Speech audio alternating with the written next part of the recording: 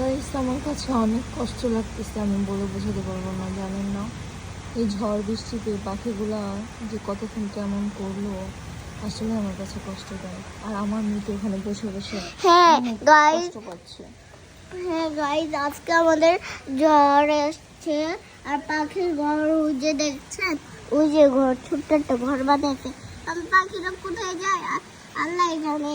পাখিরা মনে হয় বাসায়। এখন আমরা কোনো পাখি দেখতে পাচ্ছি না। আম, আজ- আজকে ঝড়টা নামলো, আর কোনো ঝড় লাগে নাই।